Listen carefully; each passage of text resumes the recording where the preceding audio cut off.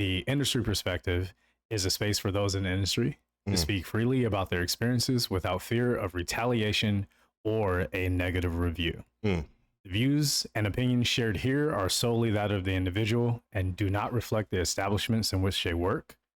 With that said, if you feel offended by these jokes, we weren't expecting to get tipped by you anyway. Wait. Let's go. I always choose racism. Clink. I feel like I'm getting ready to deliver the worst solo ever heard. Especially because you can hear, I know you can hear this microphone moving as I move slowly. I apologize for that. It's very David Ruffin of you. Yeah. I'm so sorry. I won't move it again. I promise you that. I'm just gonna do a recording of my intro so I could just play it as you guys are talking. For sure. Or you could talk to the point where you don't have to do that. Yeah. Which, Welcome everyone to another episode of the podcast where we pull back the curtain and give you some insight on what goes on behind the scenes of your favorite bar and restaurant. We like to call that the industry perspective. what's up, motherfuckers? What's up? Oh, I didn't know you were going to go with that. I would have done it. It's just that whoever set up my mic stand set it up to where it's fucking, it feels like it's floating. And it's kind of doing its own thing. So I'm just going to move on sorry, around. my legs are too big for me to be doing everything that I'm doing now. And they're just like looking at your gams, just like it's like just and then there's just like kind of it's like a pan in. Right. And then what's the play the joint the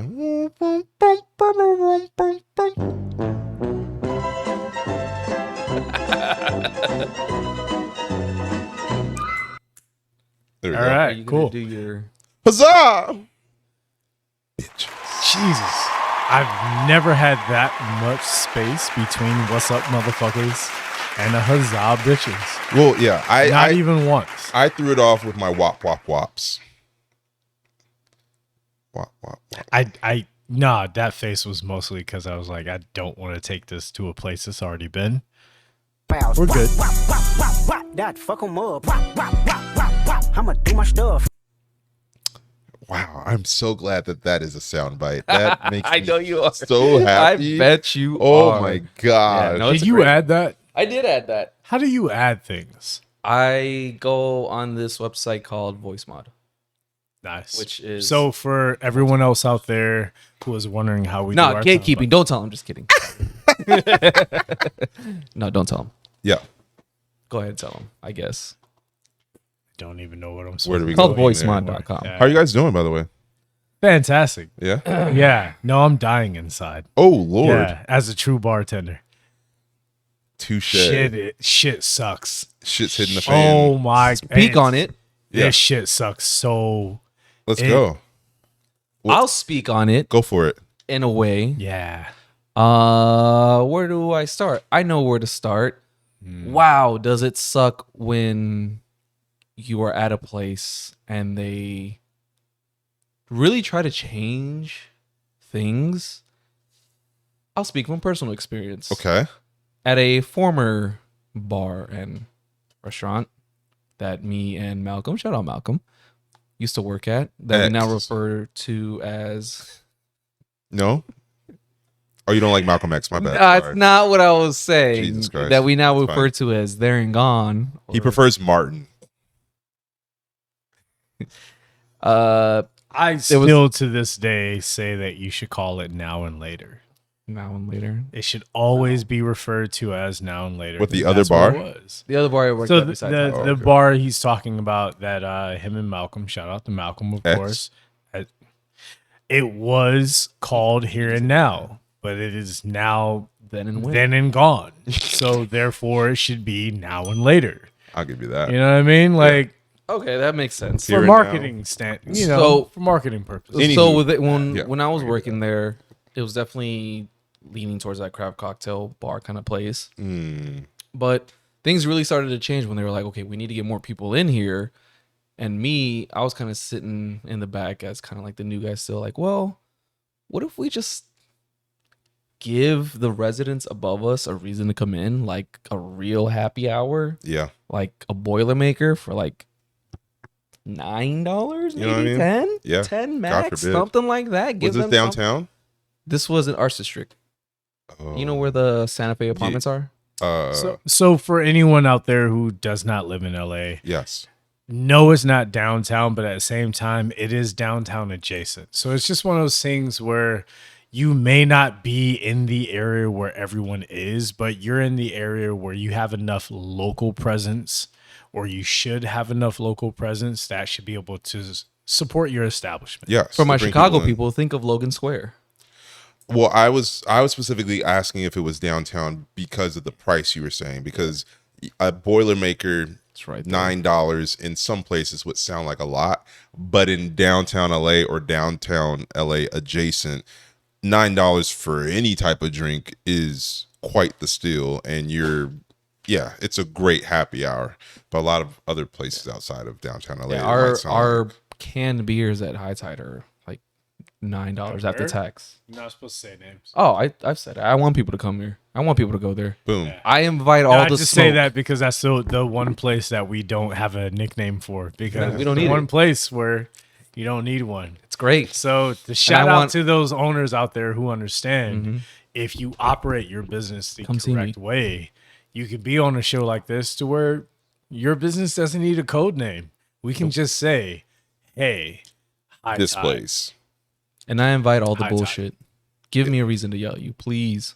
Yeah. But anyways, Yes. so they started changing things as far as like, we want you guys to be more knowledgeable in this and this and this, and having meetings almost once a month to like twice a month. Bro, I get it. I live right here. I'm not far from it, but that's not the fucking point. There's other people that don't live that close. Also, this is like so fucking unnecessary. Like, and that's when I started realizing that I'm not made for that place. Right. And that place wasn't made for that place because closed. But I really got sick and tired of it when me as a bartender, it's going to sound, and this may come off as a little pretentious or bougie, but I was having to juice my Sorry, own. we had to ding that because he said that place wasn't even built to be around that long because it's already closed. Just for people out there wondering why the ding took so long, it's because I thought he had the bill. I had to find the bill, then I had to ask him for the bill. I thought Then he you had told to me do to the put my bill. mic down. It's just one of those things where, you know, you're always trying to support your peers, but you don't know when that item has already gone out to the floor, so you're just doing the best you can. Just for explanation for people. Yeah. Sorry. So it sounds kind of pretentious, but like me as a bartender having to juice my own juices. And I was working on days when I was the only bartender and we didn't really even have bar backs because it was such a small space. And you've been there. Yeah, you've been there. So it was just the bartenders, and then on busier nights it was servers. But like I'm having to juice my own juices, and then during the holiday I was fucking cooking spices to make into this cider and this and that. And during the holidays when it got busy, we did assign one of the bartenders or servers to do that shit, which is cool, okay. But why didn't you hire somebody for that? But also, why are you doing all the most shit for this? It was just, it's like, I realized I wasn't fit for that place. Right. But it was just one of those things like we're doing a lot and then we're changing, because we would do regular service from January to July, switch it to Christmas stuff because Christmas in July.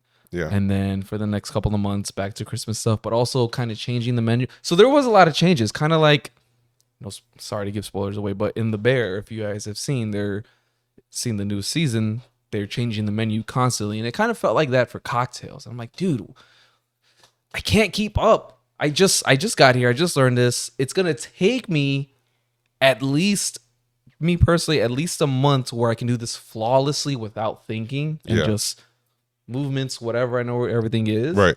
But now we're switching back. It's like, all right, well, now we just changed to regular menu, but now we're switching that up. So now we got to do this. And then, oh, you also got to learn how to batch it. It's like, I get it. People also- that want to learn how to batch it, it's so they know every ingredient, what taste, and they can learn. I get that. But bro, dude, this is a small place. You live under an apartment complex. Like, the people Also, here do God not want forbid that. you have like a guest that really just loves this one drink and they just only have 2 or 3 weeks with that drink. And then you just come back. It's like, oh, okay. I guess I'll try your new menu because I still at Fight Club haven't found like the drink that is like my go-to drink. It's probably since whatever the one was with like the mezcal and bourbon one. Like I just kind of just do my own thing at this point because I gave up on like trying to surface the menu or like figure out on the menu what I want. So for everyone who can hear the microphone being moved, I just want to apologize for the sound you're hearing there, but going forward, I will commit myself to, hey, I asked for a microphone that doesn't have a stand. I say that as far as this particular aspect of the conversation, working at Fight Club and remembering the actual cocktail that you're talking about, it's not that the cocktail that you asked for was a complicated cocktail. It's just that you need to make sure that the ingredients are there for it to be made. Of course, yeah. But that should be something that is thought about from the ownership level all the way down to the bartender level, but the bartender level. But the thing is, by the time you get to the bartender, server, barback, or whatever level, you've gotten to the point where it's been so diluted that the person making the cocktail no longer has any say or anything involved with that cocktail. It isn't that someone doesn't want to make the cocktail or wants to make you feel that you're asking for too much. Is that sometimes there are things on a menu that the people who create the menu don't even think about the people making that menu for the guest.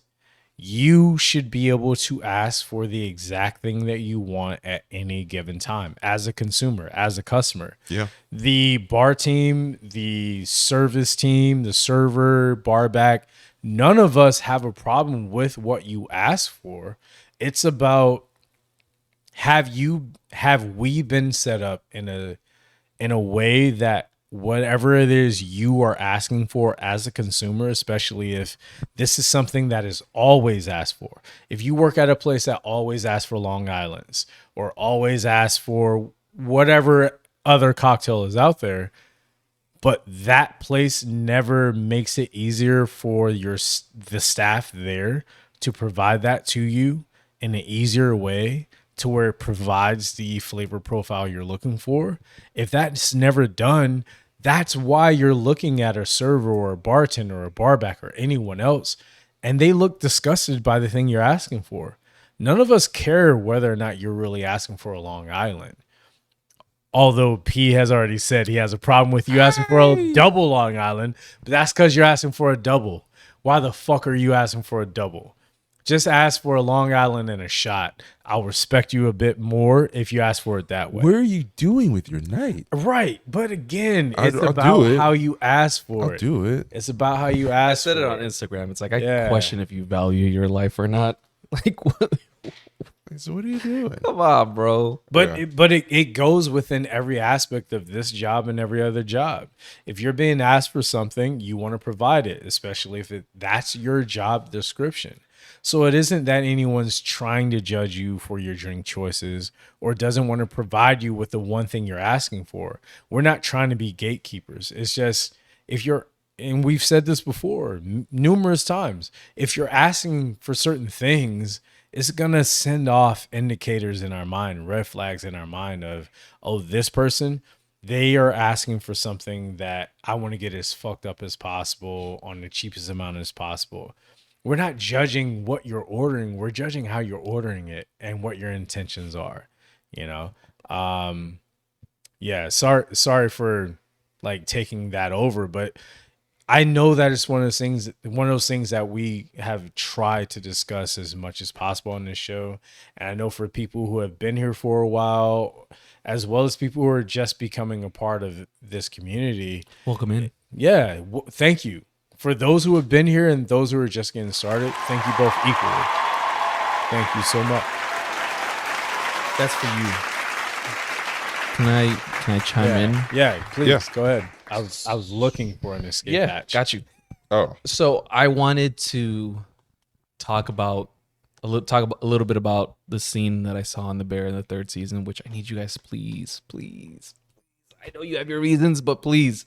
So for those of you that have seen it and watched the journey, I watched it, and in the last episode, there's an interaction between two characters. The bear is about. Oh, well, the bear is about this guy who. Wait. Before you do that, Hulu, if you'd like to fucking sponsor us, or give us a little bit of a shout out for us plugging your show that's about our industry, and we haven't plugged at this point, but we're about to. Slide in DMs, man. Yeah. We'd love to have Hulu as a sponsor. All right. So The Bear is about is a show about this guy who moves back to his hometown Chicago to take over his deceased brother's sandwich shop, which, to be more specific, it's they sell beef, Italian beef. If you don't know, well, sorry, you need to find some. Actually, there's a place out here in downtown Los Angeles that serves Italian beef. It's called Escondite. Check it out. It's in the Arts District as well. Great place, great beef. Pause. So yeah, he takes over the shop. Things happen. They try to change into this other thing. Just watch it. I'm not going to tell you. Just watch it. So in this third season, in this last episode, there's an interaction between the main character and this other character, which the main character is a chef, Michelin star chef, all that great stuff. And then he has a confrontation with his mentor, his CDC, whatever. This person who was an absolute fucking... What is CDC? I forgot. Oh, okay. Center for Disease Control. It's chef. It's something French. Okay. I forgot. Yo, chef all right. did something. It's something French. Hold on. Before you continue, which I want you to continue, please. Okay. Why the fuck in this country are we still going by French terms for our kitchens, for our chefs, for our employees, for everyone? Nigga, we don't even call our fries French anymore. Like, yo. Why? Like, Yes. dead ass. No. You're right. Like, You're right. The French. Why is that the standard? Why is that I the don't fucking even know what to standard? call my mustard anymore, because it's supposed to be Dijon or de nigga What? or desensitized. Which one? I don't know why the French kitchen that was is a the reach. standard. I'm not a chef, but we should have a chef explain to us Yeah. why. At my spot, we still. Joe? Can we have a Django mustard, Oh please? no, I'm not dinging that. Fuck you. But yeah, at my spot, we still. I beg your pardon. Yeah, we still say we mise the table when like you put down like the utensils and You reset it. Yeah, You reset it. can you mise them? Reset. I don't know if it's faster or what. I don't speak. We are in America. God damn it. We're in fucking Don't do America. it. Don't do it, please. Oh God, here we go. All right. I just, to touch on that, I don't know why the French kitchen is the standard and why all that is the standard in restaurants. I don't know why. Please, if somebody does know the reason why, please tell us. Tell me, because I don't know why. I don't get it. I don't understand it. We live in America, God damn it. Why is a French... Stop. All right, anyway. So the main guy is having something with the back. CDC. So he has a confrontation with his mentor or whatever, who in the show was an absolute piece of shit. And I mean to the point where he traumatized the main character, gave him panic attacks and ulcers. Like actual health problems. Isn't he because played by Joel McHale from Community? Yeah. Yeah. Fucking love that guy. Yeah. No, he just plays a he plays did a dick really well. Did a great. He plays a dick or an asshole. What do you mean by that? Hey, pick whatever side you want. He played, yeah. So if you don't know, Jeff Winger, that's who he plays. Jeff Winger, that was Yeah. the character. So he fucked with him and traumatized him so much. He actually gave him health complications. Like he got ulcers from how much stress he was under. Traumatized him. PTSD, all that. And you see that throughout the character and the way he acts in certain high intensity, high stress situations. You see that you see the panic attacks coming, you see the stress, you see the trauma just coming in, and he starts behaving like him in certain scenes. And he has this confrontation with him. He's like, yeah, fuck you. And the guy was like, it's like, anything else? And I saw that and I was like, what do you mean anything else? You fucking piece of shit. And he's saying it in a very calm way because of what's happening in the rest of the scene in that episode. But he's like, I don't have anything else other than that, but like, fuck you. He's like, getting panic attacks, traumatized. Like, you fucked with my mental health. You gave me health complications. So yeah, fuck you. And the other person, the mentor, was like, yeah, but look what it did for you. He's like, 'cause he also said, he's like, I don't have a life other than this. Like, he's like, my life stopped once I went under your wing and this and that. My life stopped. I have nothing else but this. He's like, but yeah, now look at you. He's like, you were an okay chef when you came to me. After me, you were excellent. Now look at you. You have a great restaurant. This and that, blah, blah, blah, blah. He's like, now look at you. And the main character was kind of like, was it worth it? Yeah, you saw that in him and he was just like, I was just so, I could feel his anger. He's like, I'm so angry. I'm so mad. And I want more from this interaction. But like, he's right. But also, what did it cost? It's like in Avengers. He's like, what did it cost? Everything. But his rationalization for it was like, yeah, I put you through all this, but look at you now. You're the shit. You got the hottest restaurant. You're the best chef in Chicago. Like, look at you. Why are you mad at me? We shouldn't go that deep into it, but that's almost the same thing as the Atlanta episode from Teddy Perkins. Like, when it was like, you guys seen Teddy Perkins episode of Atlanta?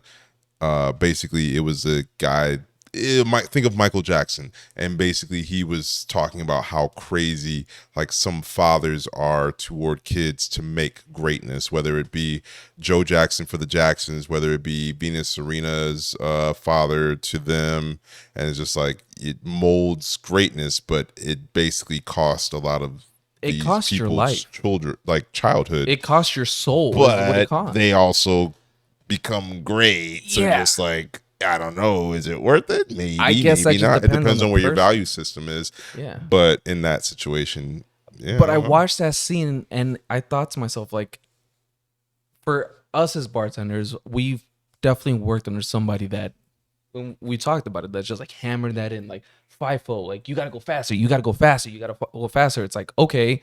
And then I've projected that onto my coworkers where I've gotten upset. I'm like, fuck. I'm traumatized because of this experience. Did it make me better? Yeah, but now I'm coming off as an asshole in high stress situations, which that's not who I am. Yes. However, I can only speak for myself. I think for me, the person that kind of imbued me with, let's say, that trauma and whatnot, also imbued me with like passion for wanting to create great cocktails. And so I became like really adamant about doing what I need to do to be a good bartender that was aware of everything around me. That's always like, when I get a cocktail or like a drink, how can I make it better? How can I like really go an extra step with like my garnish to like make like a Instagram ready type of like cocktail and whatnot. But the thing is, like, I got that passion came upon me, but it also was created in maybe a high stress situation. Yeah. But then what happens is what you're talking about right now, where now I'm just like, why don't y'all have the passion I have back there? And why aren't you moving as fast as I am? Why can't you do this? But like, then I have to take a step back and be like, guys, it's just a job to, let's say, 75% of the people that I'm working with. It's just a job. And at the end of the day, it's not my end all be all career necessarily, but when I'm here, I am passionate about it, and I want to make sure that I'm doing the damnedest best job possible. And I can't really expect that level of attention to detail and passion from everybody. I would like to, but yeah, so like it is tough. Like, you don't want to put that on the next person and expect them to kind of succumb to the same trauma that you're that you went through, because yes, it might have created the passion that you have for your work ethic, but it may not be worth it necessarily. And at the end of the day, they still are just like, yo, I'm just clocking in and clocking out, and I'm just here to clock dollars. So why the fuck am I trying to get traumatized to create this really awesome garnish for a goddamn old fashioned? At the end of the day, the old fashioned is going to taste the goddamn same. It's going to taste the same. All you're doing is like you're going through this extra effort to try to make it faster and maybe Smoking do this it out, extra maybe. garnish. Yeah, and smoking it. But Rub at the some end of the shit day, on it's a little bit of sweet, a little bit of bitters, a lot of bit of bourbon. That's all the guest is asking for. But you know what I mean? The trauma that you might inflict on another person because they didn't make it the way that you think they should make it. It Like, wasn't for what? uniformed or none of For that what? shit. For what? It tastes the same. What I also got from that scene too was, I'm sure there's a lot of chefs and bartenders and servers who would have loved the opportunity to confront the person that fucked with them, Oh yeah. but I also feel like it may have gone the same way as it did in that scene, where It's it's probably just not. like, Yeah. Not worth it. okay, like look at you though, you kick ass. So it's like you want that confrontation, you want to be able to tell them off, you want them to at least empathize with how you feel, but they're not going to, because they know what they're doing and they know that, yeah, maybe I'm shitty, but you kick ass. I was thinking of the quote. Sorry, real quick. It's just like the quote. Never meet your heroes. Also, never meet your bullies, because maybe like that confrontation is not going to end It's like how you're you tough, think it is. right? Look at you. Look at you. I bullied you, and now you're a fucking champ. You don't take shit. Yeah. Never meet your heroes. Never meet your bullies. Yeah. Damn. God damn, dude. Sorry, I had to Nah, think that myself. scene really, that I once you get to that scene, please talk to me, I will. because it really imbues that, like, Yeah. look Now at he's you. saying imbue. I'm just saying, like, that scene is like, damn, you're tough, right? Okay, so why are you saying fuck And me? what? Oh, because you can't sleep at night? Whatever. Go make another 5-star meal Yeah. or cocktail, or whatever it is. Look at you. You're you can work making it. anywhere you want, right? That's because of me. You're welcome. Damn. Yeah. Oh my God, that sucks. Yeah, that fucks with you, right? That fucks with you. Oh God, I can only imagine the chefs that have been through that. Probably a shit ton. Yeah, Fucking hell. it's fucking crazy. So regardless of what position that you work in, Yeah. let's just latch on to the traumatization that could add to those of our followers who are within the service industry, or for the, because we have a lot of followers who follow this show because they want to get into the service industry, that they see the different aspects of this life and they are attracted to it and they want to be a part of it. For the people who are a part of it and they can't figure out, why the fuck am I in here Yeah. and I want to get out. When I was listening to that conversation, I know for other people who felt like I may have been like kind of chiming out and just like whatever, I'm like, no, this is what I always hear about the industry. Point in, point out, shift in, shift out, everything.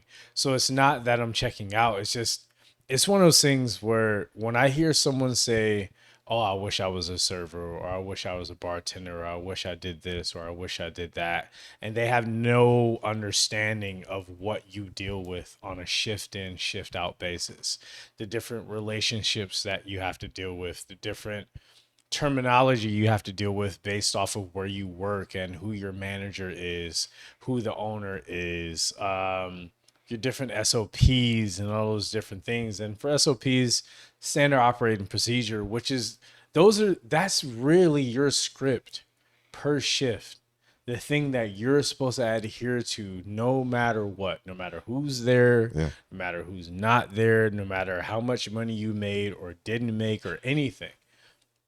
Those are the different aspects that come into this particular job, not just bartender. Because we are all bartenders within this panel, but we also have a lot of chefs and servers and everything else. CDC stands for Chef de Cuisine, Yeah. which means I remember the that kitchen manager. Essentially, you're the top of the top. Yeah. Chef de cuisine is fucking. Yeah. We had to look that up. So that's what I mean. It's Oui. not that anyone here is disengaging. It's just when I'm hearing those things and hearing about the Bear, you know, they know why I don't watch the Bear. For the same reason that a lot of you out there may or may not watch the Bear. Too much PTSD, man. Like I hear CDC and I'm like, COVID? The fuck? No, watching some You of know, those scenes or definitely gets my, anything. it Like, gets my it's- heart rate up when I It watch really those things. does, Dude, man. when they're in the thick I of was- it, they depict it so well. And They that's do. when like you're in the middle of service and like shit's going down. Like, I need this for the table, da da da da. And like, nope, there's no hands. I need hands. And I'm just like, Yeah, yeah, man. It's just, I've been there. sometimes it's just one of those things where you can walk into a bar and say you're at a bar. Let's just say there's 7 people at that bar or restaurant that are working, and you don't know all of their job codes, and you may not. And for job codes, that's what we clock in as. Yeah. My job code when I clock in is what I'm doing. Right. So I may be a chef, he may be a server, he may be a bartender. Those are our job codes. Or sommelier. If I can't spell it, you can't clock in under it. Period. Sommelier. Just say it.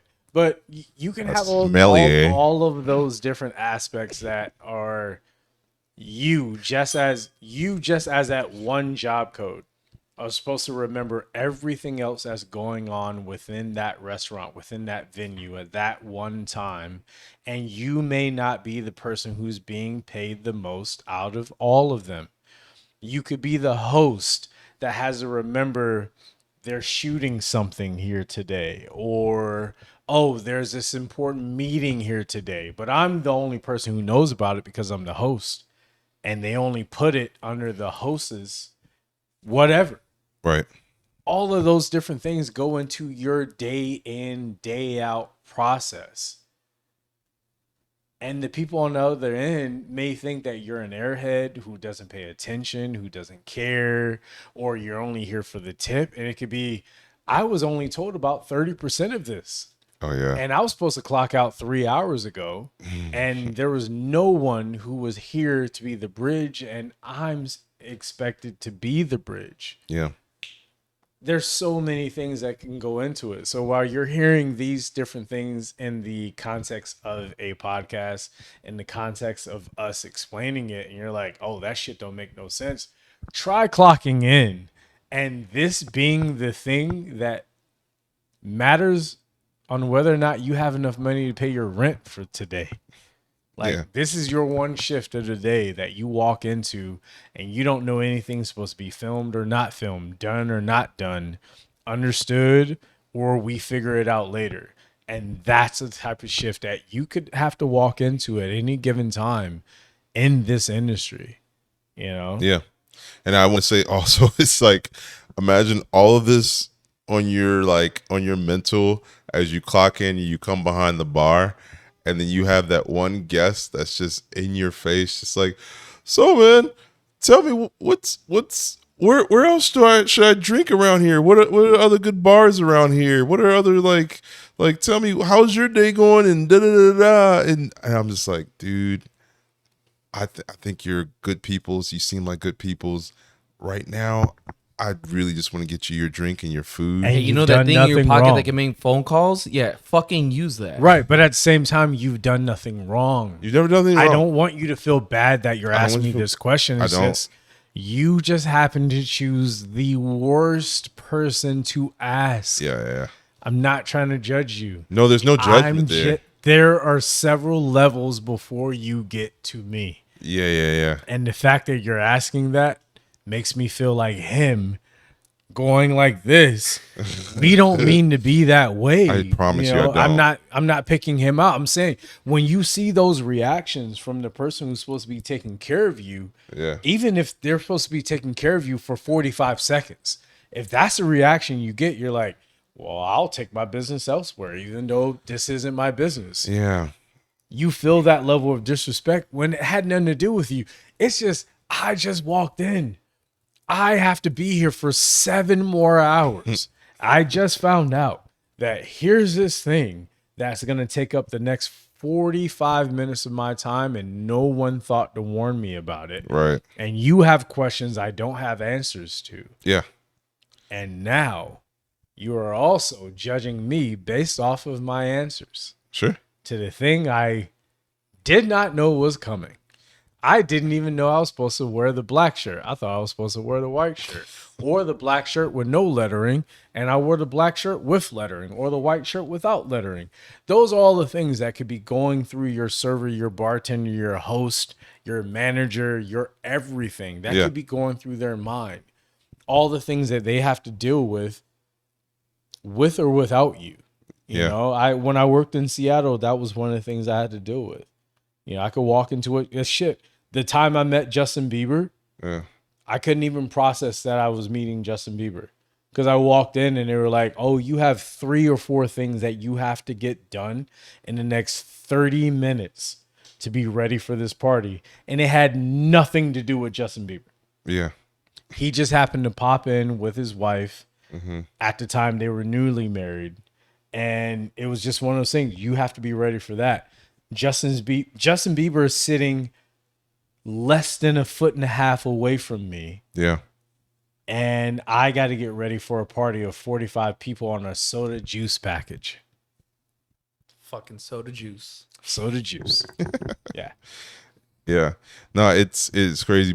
Well, I guess I would ask you guys, going on that tandem, like, what would you say, like, a guest that's coming in, what is the best way for them to be your friend or to just be a good guest if they're trying to? Because, like, I feel like that's what happens sometimes, is that guests come into a bar and it feels like they're trying to be your friend, or they're trying to be the best guest that they can be, but a lot of times their efforts are taken in the wrong way because they're just trying so hard. Like, they come in and they're just like, "Hey, bartender's like Fernet, yeah.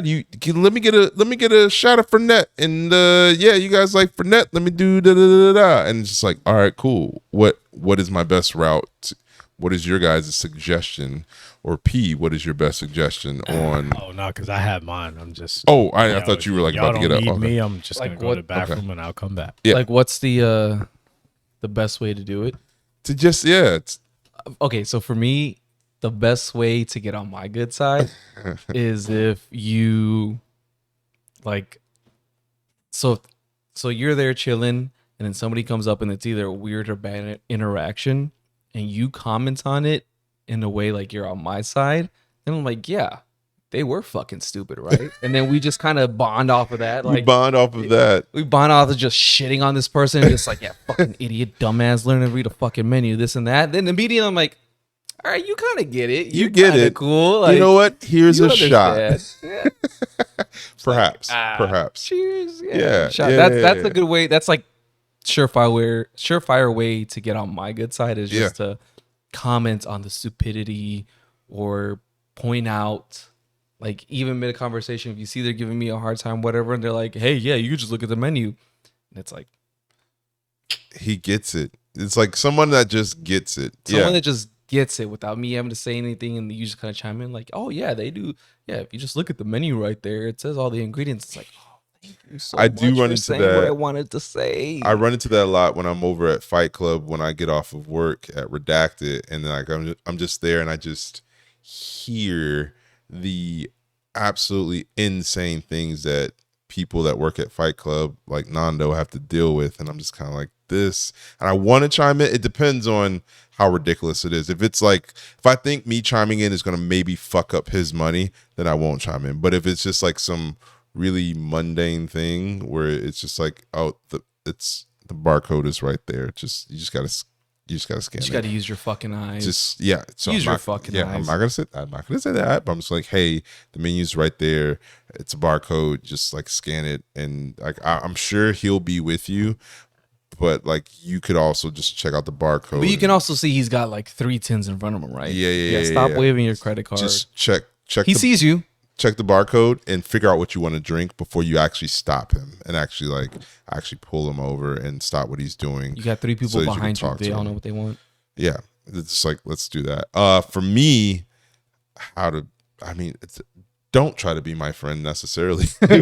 Like it's not even. And if you do, like, I'm not judging you. Like it's cool. It's fine. I'm open to that. I just think I'm good with it being transactional. And then if it naturally becomes more, then cool. Because I do have really good friends that I've met from while I was bartending, but it's always been very organic. Where like they are just like cool people, and they are themselves, and I am myself, and just They're not trying too hard to be your friend. Yeah, like, but hey like- man, I get it, bro. I get it.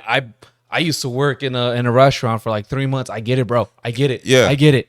Also, I don't know. Like because I think, see how to put this. Like basically, a lot of times when I was like going from a server to a bartender, most of the bartenders that I was working with were all women, and so all I saw all day was how they had to give up information about their personal lives, because that's what a lot of the guys that were coming to see those women wanted. It was just like, yeah, my life kind of sucks, whatever, what's going on with you? And like the girls sit there and they talk about their boyfriend got a boyfriend? problems. You got a boyfriend? You have a boyfriend. How does your man feel about that? Yeah. And I think because maybe that was like my introduction to becoming a bartender, I'm never really trying to talk about my life or my personal life that much behind the bar, because I'm just like, I don't know you like that. But like if I were cool, then yeah, we'll chop it up or whatever.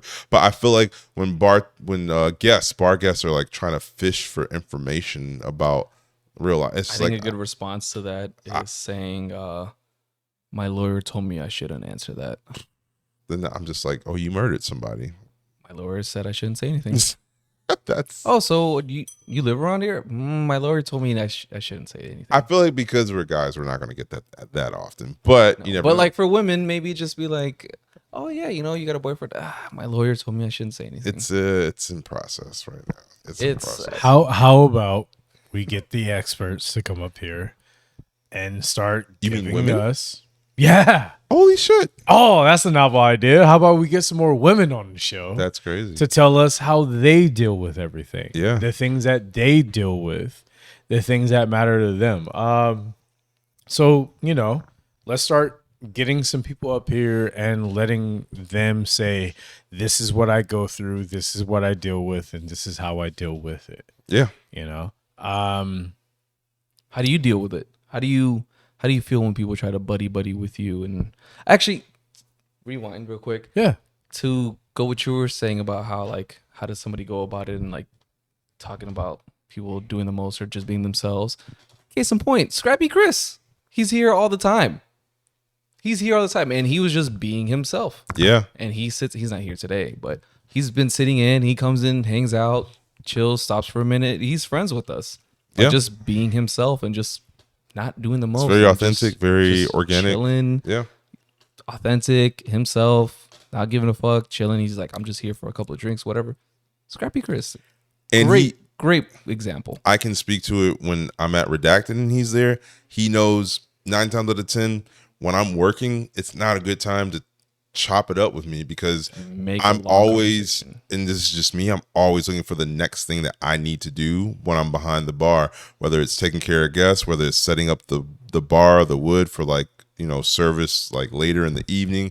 And so I'm never really in a place to just stop and talk. There are bartenders who are really good at just stopping and talking. Those are the bartenders I tend to get pissed off at as coworkers, but they are All there. these tickets. Yeah, and like they're just like chopping it up for solid 20 minutes, and that's fine because they're doing a part of the bartending job that I am not that apt to do, and it's fine, it's cool. But he sees that in me, and so he acknowledges it. He tells me what drink he wants. I get him his drink. I'm going to notice when he needs a refill, and I will refill it, but he knows that I'm probably not in the best place to chop it up about life and what's really going on. How's it going? It's going all right. Just doing work. Cool. How are you doing? Cool. Work sucks. Damn, it sucks. Let me get you another Allagash. Cool. See you in 20 minutes. And then when we kick it in real life, then we kick it in real life. Then you can catch up. Yeah. If you ever get to that If point. we get to that. But, he understands that. Sorry. Being a regular doesn't buy you the opportunity to say whatever it is that you need to say while you're there during a shift. Being a regular means that you have the built-in acknowledgement of your presence. So Yes. if you're there, I'm gonna acknowledge that you're there. Whoever's there will acknowledge that they see you. They will acknowledge that you're there. They will make sure that they come and take care of you. Sir, there you go. Yeah. That's right. They will expect for you to understand they're gonna get to me when they can. So Yes. have that understanding, have that patience, and just don't take it personal as if you don't matter as much as you think you matter. It's just, Yeah. hey, you matter all the time. Can you understand that it's not that this table or this person or this transaction matters more than you? It's just that this is a single serving. So I only get off of this, or whoever else is interacting with that table, having their interaction with him, they only have that to make that money off of, to give that best level of service. Yeah. You've already built in that rapport. You've built in that energy.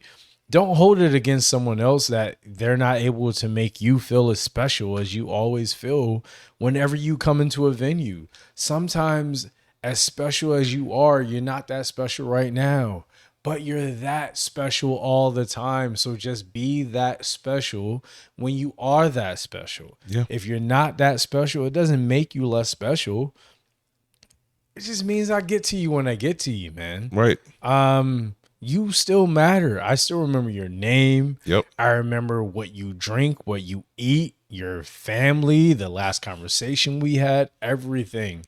But let me make this person feel that much more important in the short term.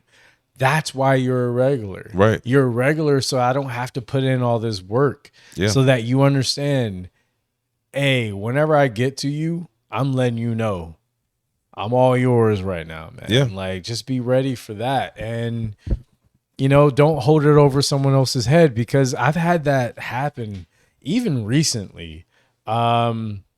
I remember, because me and my ex, we actually, still work together. And I know it's rare that we have one of those, situations where we went our separate ways, but we're still able to be amicable.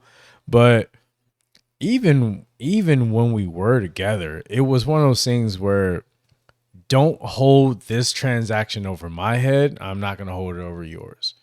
You are there to fulfill a fantasy. You are there to fulfill a energy to someone.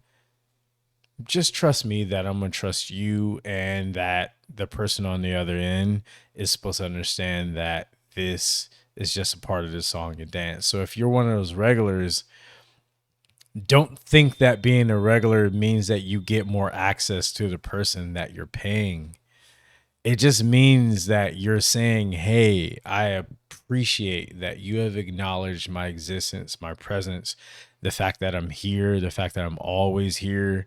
Know that I don't think this means I get more out of you. It just means you're acknowledging me and I'm acknowledging you. And I'm saying that from a male standpoint, because a lot of times that does not get acknowledged the way that it should. Yeah. Because we have a lot of males that us on the male side, we respect you and we appreciate you and we appreciate you coming in. And we know who your favorite servers and bartenders are. Of course. Outside of us. And we want to help you be understood and say what you need to say. Doesn't mean that we're trying to help you hook up. Doesn't mean that we are your buddies trying to help you be that person that goes home with that server or bartender or anything like that. We're their friends. We're their confidants. We're their brothers, depending on the situation. I say brothers in quotations because I've been a brother. And then it got very unbrotherly. I'm just saying, you weren't the only one giving them the tip. Just understand, Yikes. you putting in that time, putting in that energy, Putting in that tip. In all seriousness, Oh, sorry. we do understand. We do understand by being that point of contact that we may be that one person. You may be that one person behind the bar that regular gets to talk to.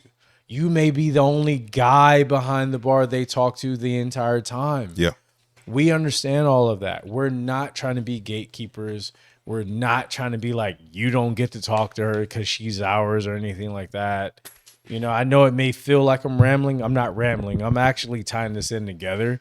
I'm saying sometimes the person who works at that bar or restaurant, they're not trying to keep you from the person. We're just trying to help you not be embarrassed, man. Yeah. Sometimes we're just trying to let you know, if this is OnlyFans, you're just a subscriber. For sure. You don't get to meet them in person. Yeah. I'm sorry. And we're not trying to gatekeep. We're not trying to hold you back. We're just letting you know what they have let us know is you should just like and subscribe. Just like and subscribe. And just because you've been subscribing for 6 months does not mean that on the 7th month you get to meet and you don't get a meet and greet. Meet and greet and meet and smash. Like that does not happen just because you've been, subscribed for After X 3 months, you get to meet your meat.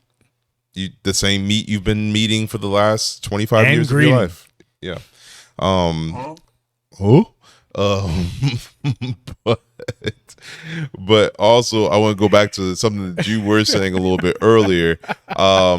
Even as a regular, or even if you're just on your first time there, I need you to understand that just because we had a good rapport does not mean that I remember everything you ordered. The first time, care. I might have cared a little bit. No, I mean, for the people who think because we have a rapport that you remember my order. Yeah. You remember every conversation. You remember everything I said. Don't. You remember my family. You remember how many kids I have. You do remember this what I drink. for a You remember living. what I eat. You remember which one of these servers are the ones I talk to on Thursdays and which server is the one I talk to on Wednesdays. I try to, because I want you to have the best experience. It's going to lead to the best cha-ching for our wallets. I need you to give me the financial tip. I don't care whatever the kind of tips you give out. Yeah. I need the financial tip. But I will remember who you like to talk to. I will try to remember that. I will try to, because I'll make sure, hey, yo, you were with them last Wednesday. You better go talk to them this Wednesday. But the financial tip is what helps you remember that. Yeah. Because if you've done nothing for me to remember who you've talked to, who your favorite server, bartender, host, manager, whatever it is, then why would I give a fuck about you to try to help you out? That's fair. No, I had that situation about a couple weeks ago, especially two ladies that came in, they sat at the bar, and it was one of those situations where I just knew they were going to be a little bit high maintenance. It was just something about the way they even ordered like the water. And I was like, was it their haircuts? Did it do this? Because that's the I'm a Karen with black kids haircut. Oh no. Where it just covers one eye. I'm not going to reveal their race, but no, that's they were high maintenance, and it wasn't Karen necessarily. Does it go like this? Because that's the less high maintenance Karen. When you can see their other eye, when there's a part in the hair. No, it was no bangs. There were no bangs. No bangs. No bangs. All right. Yeah. No, I'm sorry. Yo, there's levels to this Karen. There's shit. definitely levels to the Karen. Yeah. There's Karens and there's like Carisha. Yeah. Yeah. But they came in. Ain't touching that. Even I know when to stop. You got to back up off of that one, buddy. And so they were there. They were like, I could tell they were high maintenance, but I was still dealing with it. But it was one of those situations where I'm, I guess what you would call point at your bar, because like I'm dealing with like the people that are just coming up and doing standing only, but I'm also dealing with people that are sitting down. And then also if I have a little bit of free time, I'm also picking up a few production tickets as well. So I'm dealing with a lot. And then also, food's going awry. What day of the week is this? This is on a Friday or Saturday night. Yeah. So like I'm in the middle of it. And now I feel like I wouldn't say I was in the weeds, but I was dealing with a lot and like moving through it a lot. But they were trying to continue having conversation with me, and I'm the person that like keep on talking. I'm gonna keep on making drinks, and I'm doing stuff. No, yeah, for sure. Oh man, yeah, I've been working here for about 2 or 3 years. Da, da, da, da. And like they are just oblivious to it, and of course, one of them has to say like, yeah, no, I'm a bartender. I used to be a bartender, so I get it. And I'm just kind of like, I know what you're going through. I'm a bartender. thank you so much. I appreciate it. So you do get it. You say you got it, but did you get it? And then we're going on throughout. I got them their drinks, and I feel like there was some off the menu drinks. Like I want it a little bit like this, a little bit citrus forward. Da da da da. Got them that. Cool. And then rest of the service keeps on going. I deal with a bunch of other tables, a bunch of other people. I'm taking in a bunch of other drink orders. 30-45 minutes pass, and they look at me, and she's like, yeah, another round. And then she goes back to talking to her friend. And then I come back, and I was like, oh, I'm sorry, what was it that you guys got? And she was, and mind you, in my head I was like, all right, let me go look at like the what I put in, like the actual receipt, and I could do that. But I was like, let me just ask them. They're right here. Be like, hey, by the way, what was it that you guys had? She's like, oh, you don't remember what our order was? No, that's why I asked. One, clearly Dumbass. I don't. Two, it's been at least 45 minutes. You've seen me because it's literally within visual cue that I've taken and made at least 30 other drinks since I made your drink order. And I was just like, I don't remember it. I was like, and she kept on kind of going on about it. It was like, well, I think it's a little bit. And I was like, wait a minute. You think it's a little weird that me having made let's say 30 other drinks since I took your guys' order don't remember your drink? She's like, well, I was a bartender, and I feel like, yeah, that's a little bit crazy that you don't remember our drinks. I was like, miss, It's a little bit crazy that you don't remember bartending. It's that you did for 2 well, no, months. at that point, then I'm looking at you like you probably just worked at a place that's just vodka sodas and whiskey cokes all night. Like you don't deal with actual drinks. Like, you know what I'm saying? You're just dealing with 2-touch drinks all night, which is fine. It's cool. I don't judge that, but don't think that you're doing what I'm doing. If you think that in 30 to 45 minutes, I might forget what 2 random drinks I made for you. You know what I mean? And Were you? what's up? Were you? Oh, sorry. shit. Were you telling her like, oh yeah, you're not like us? Bows. Wop, wop, wop, wop, wop. That fuck 'em up. Oh, I thought you were gonna keep going. He missed. You thought it was a quick. Oh God! All right, cool. Yes, no, she's not like us. She was not like. Wop, wop, wop, wop, wop. That fuck 'em up. Wop, wop, wop, wop, wop. I'ma do my stuff. Not making a drink, and it's probably not a minor. Okay, yeah, yeah, yeah. That's how I felt about it at the time. But yes, all that to bring it back home and say again, if you're trying to make friends and you're trying to like build rapport with, and that's the thing. I think they were trying to build rapport with me throughout the entire That was the worst way to do it. transaction. Trying to shit on me because I don't remember your drink from 45 minutes ago. It's probably not the best way to build rapport with me. And she also kept on going, and she was saying like, I mean, you know, I just feel like because she felt like we had a good rapport up until then. And I had to tell her, I was like, because also this is the end of my shift. I think, oh yeah, this is a Friday that I was going on my 10th hour of working. And so I said to her, I was like, miss, we seem pretty cool at this point. I'm just trying to get out of here.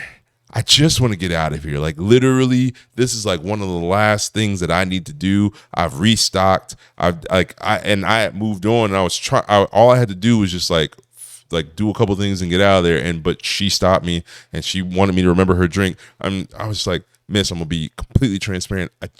I'm trying to get out of here right now. It is literally, we're about to close, and I'm sorry, Grandpa. that's too damn bad. Yeah, that's basically, she was trying to tell me it's too damn bad, and I was just like, well, your drink's gonna be shitty, so deal with that. But yeah, that's again bad way to build rapport with your bartender. So you had said something, and then I did something. So we're all familiar with Salt Bay, right? The whole thing.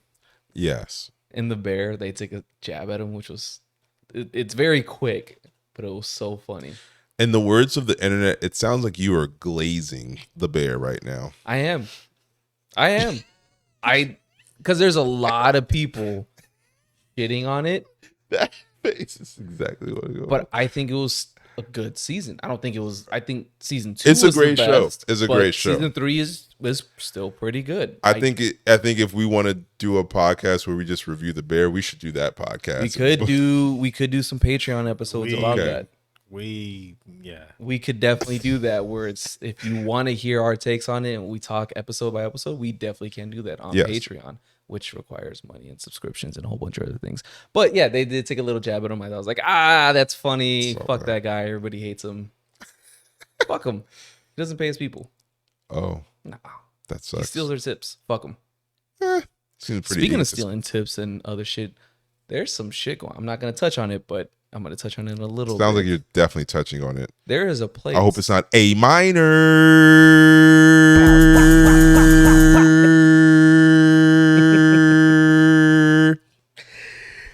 There is a place that is stealing wages and tips from their employees, and we are going to have somebody come on and talk about it pretty soon. So keep an eye out for that because Can't that wait is for some that. nasty, nasty, nasty work. Yeah, that's something I myself have been working on for the last few weeks, trying to get everything worked out. You know, I know for anyone else out there who may be feeling like you see our production going kind of up and down is because we're doing this all by ourselves. Hey, shit happens. Yeah.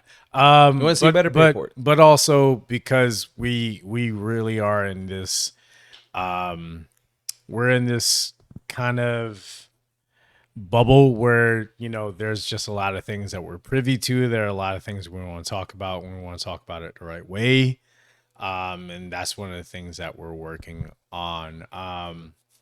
I apologize for leaving you on a dead segue here, but there was something else I wanted to talk about, and then when jump you in. left it there, No, go ahead. I Go want to ahead. jump in. No, I'm saying I kind of lost my train of thought, like jumping in to kind of bridge that segue because there was something else I wanted to talk about. So just to filibuster my way through it, when it comes to how we do this show, or you know, who we have on or don't have on, or what subjects we do or don't cover, or if, you know, there may be some subjects that we may start on and we may not finish the right way, it's because we have a lot going on. We have a lot of stuff that we are being told about, things that are happening within our own venues, that we want to be able to cover all of it as thoroughly as possible. As it pertains to those particular things, is something that for people who have been a part of the show, you know, from its inception and really understand, it's one of those things that is near and dear to my heart, as far as calling out owners, calling out managers, calling out the way that things are run, especially because those of us who are your servers, your bartenders, your bussers, your porters, and whoever, we're the ones that you talk to directly. We're your first point of contact, but we're also the ones that you take it out on the most. And you may not understand that the thing that may come off as incompetent for you, it's a trickle down theory. It's, you know, there are several layers before it's supposed to get to us that a lot of times we may broach to management, to ownership, to whoever, to our peers, and it never even get covered. And then by the time we're standing in front of you and we look like we don't know what we're talking about, it may be that we're stuck with a script that there are only things that we can talk about, things that we can discuss, things that we can shine a light on. And we're just doing the best we can with what we have, because a lot of times, even for us on this show, there are a lot of topics that we want to discuss, that we want to bring up, and based on where we are in our lives, that we just don't always have an opportunity to do that. So as this show expands, as these topics expand, you will see less meandering, less hey, where do we go from here? A lot of times we have things that we want to talk about, and we talk about how we're going to talk about it before the show starts. And then as we get started, we're like, can we talk about that? And that's kind of where we are right now. So that was me filibustering to bring us back to our social media like content that we wanted to go through on this episode, because just where that episode was going there, you know, bringing on Nick, you know, shout out to Nick, social justice warrior, drug seeker, I believe is his IG. Yeah. Crazy handle, but I'm with it. Yeah, but I'm with you it. know, I'm with it. On some real shit, you know, the way that he covers these subjects, these topics, is done in a way that we would love to do, but we do a free form, long, expanded version of it. So we have to cover things in a topical way, in a legal way, and we do that. And you know, yeah, we're up here, you know, having a good time and everything. We don't mean for things to come off as meandering as they may be sometimes. Sometimes we're just like, hey, can we talk about that? And we think we can, and we're like, all right, we're gonna back out. So yes, we will be bringing on Nicholas, and shout out to him, and shout out to everyone at Margot, Juliet, and our people, you know, myself included, who used to work at Mescalero. You know, hopefully by the time the next episode comes out, it'll be more fleshed out. So you're like, oh, hey, what the fuck were they talking about? You're going to be like, oh, that's what they were talking about. So, you know, we apologize for not being able to always cover everything in real time, but we need to make sure that everyone who is attached to all of this is covered legally, because a lot of these businesses that we want to talk about, they will come after the people involved in a way that doesn't make sense to you as a consumer, as a person just watching. And those are a lot of things that we're thinking about in real time of how do we talk about it. They got to go the legal way because they can't throw hands. Yeah. Pussies. Yeah. Bitch made. Yeah. Some hoes. What's OVO stand for? The other vaginal option? Yeah. So sorry. Yeah, that's why you got to go through lawyers, because you can't fight, bitch. Sorry. That's all that was on my mind while I was listening to y'all talk about it. And I was just like, I know what I want to say, and I know what we all want to say. And thank you for bridging the gap between what's coming and what we're doing. You know, we're not trying to just be vague. It's just, we're trying to cover shit the right way, because we have goals for how we're going to handle the show going forward. And we just want to say, man, for every single one of you who has watched one of these episodes that don't make any fucking sense, or the production is over here and it could be over, yo, we get you. We appreciate you. And pretty soon, you're going to be the motherfuckers who reap the reward of that, and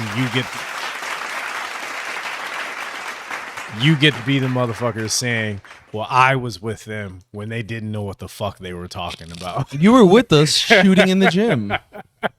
You get to be those motherfuckers, and we appreciate you, because everything that's coming forward, it would not be possible if it wasn't for you. So, Those of you that were with us and then jumped ship, well, nice knowing you, I guess, or whatever. shit. Wait, we have some other.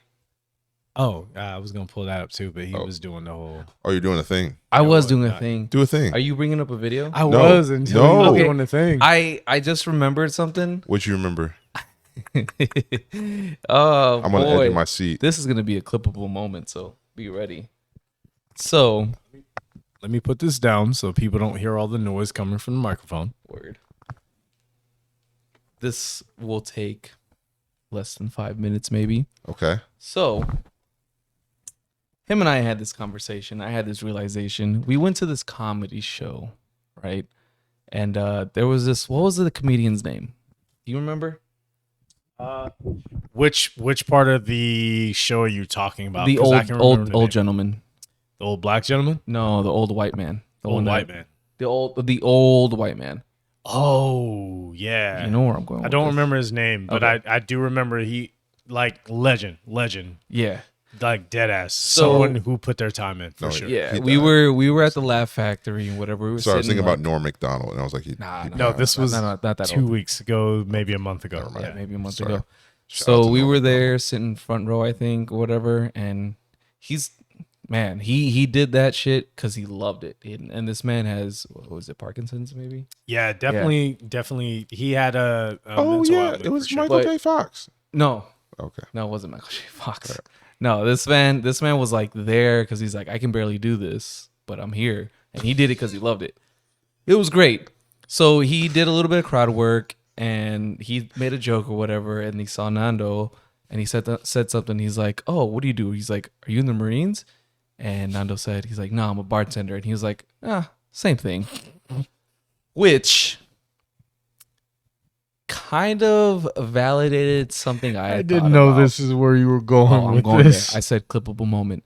So I had thought of something. I'm like, this is, yeah, you know, and this is based off of this old white man who had said this. How many times do And you I'm have to like- say old white man? Oh, I need to emphasize this Christ. because white America, you need to know this wasn't me. This was an God. old white man. Where are we going here? He said something that was like maybe in my mind, you know, not my thought. This is not my thought. This is an old white man, which I think he was Italian. So old white man who said this, and I'm like, oh yeah, that makes sense. He made the what's the word? He made the Racial no. He made the comparison that contrast. serving in the military is comparable to being a service industry worker. Now, when you think about it, they're really not that different. Break it down for him. Oh, I'm gonna break it down. When you think about it, we're both away from our families during major holidays because we usually have to work them, right? We can sustain injuries, you know. You get cuts, burns, depending where you work at. Waffle House, gunshot wounds. You may lose appendages, depending where you work at. It just depends on the intensity. And you have PTSD. And the pay is kind of shit. The work environments can be kind of shit. So, based off of this comedian's assessment, they're really not that different. But the only thing is, nobody thanks us for our service. Question. Is bartending the only job that it is under those umbrellas? No. Okay. I'm talking about the kitchen too. So I'm thinking construction worker applies to almost everything you just Yeah, said. that absolutely. Okay. Absolutely. No, not just service industry, but just in our realm of relevancy. Of industry. Yeah. Yeah. definitely, When he yeah. said that, I was like, yeah, they kind of are the same thing when you think about it. Again, Same thing. depending where you work, guns may be involved. I thought I mean, there's training, there's a process of like, can you make this or can you not? There's definitely yelling involved. I mean, you're getting shouted at, you're being belittled. I mean, the training process is I think he was just trying to say both are alcoholics, but I think that's what the joke was there.